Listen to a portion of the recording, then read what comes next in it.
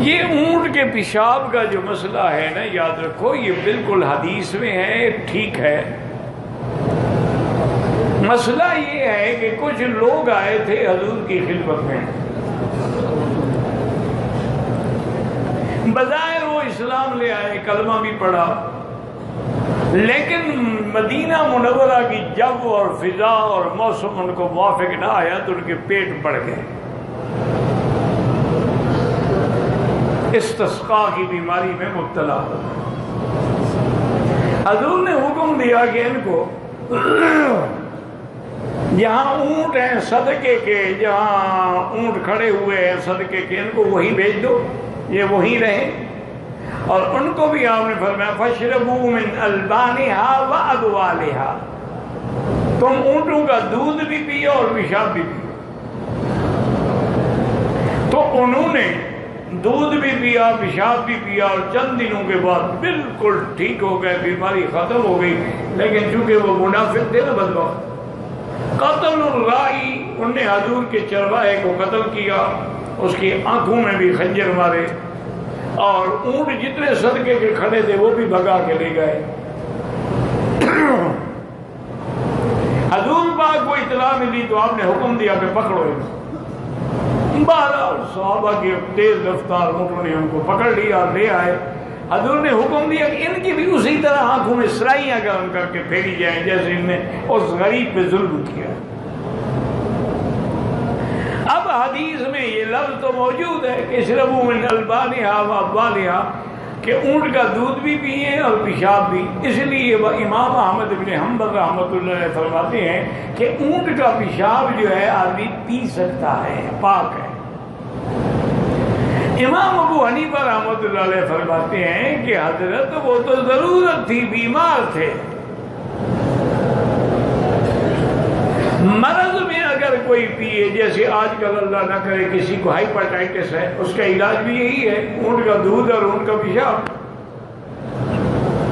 تو بطور دوا تو پی سکتا ہے، لیکن وہ کہتے ہیں میں پاک نہیں کہتا ہے۔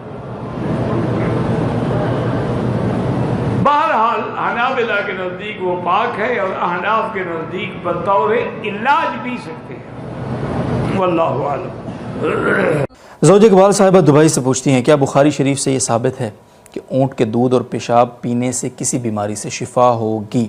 کیونکہ کسی نے بتایا ہے کہ کینسر کا علاج اس طرح سے کیا جا سکتا ہے، تو کیا یہ جائز ہوگا؟ وہ قبیلے کی شاید کہانی۔ صحیح ہے، بخاری میں رسول اللہ صلی اللہ علیہ وسلم سے یہ بات روایت ہے، حدیث ہے کہ آپ صلی اللہ علیہ وسلم نے، عرانیین قبیلہ تھا جی، ان کو پیٹ کی بیماری ہو گئی تھی، تو آپ نے ان کو اونٹ کا پیشاب پینے کا حکم دیا۔ اشربوا من البانہا و ابوالیہا، ایسے الفاظ ہیں کہ اس کا دودھ بھی پیو اور پیشاب بھی پیو۔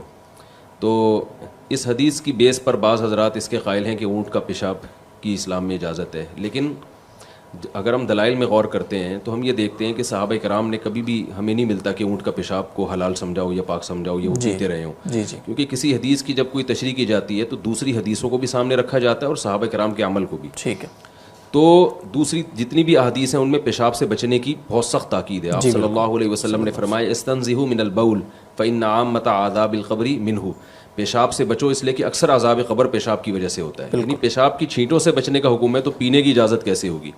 تو ہم دیکھتے ہیں کہ اس کے علاوہ بھی کہیں بھی آپ صلی اللہ علیہ وسلم نے کسی صحابی کو نہ پینے کی اجازت دی، اور نہ صحابہ کرام میں ہم یہ دیکھتے ہیں کہ وہ اونٹ کے پیشاب کو پیا کرتے تھے یا کچھ جائز سمجھا کرتے تھے، بلکہ جیسے دوسرے پیشاب سے بچتے ہیں اسی طرح اونٹ کے پیشاب سے بھی بچا کرتے تھے۔ اس وجہ سے کہ خاص طور پر علماء حنفیہ کے نزدیک جو اس حدیث کی صحیح تشریح ہے امام حنیفہ کے نزدیک، وہ یہ ہے کہ یہ قبیلہ عرانیین کے ساتھ خاص ہے۔ آپ صلی اللہ علیہ وسلم کو بذریعہ وحی علم ہو گیا تھا کہ ان لوگوں کی بیماری جو ہے اس کی شفا صرف اونٹ کے پیشاب میں ہی ہے۔ صحیح۔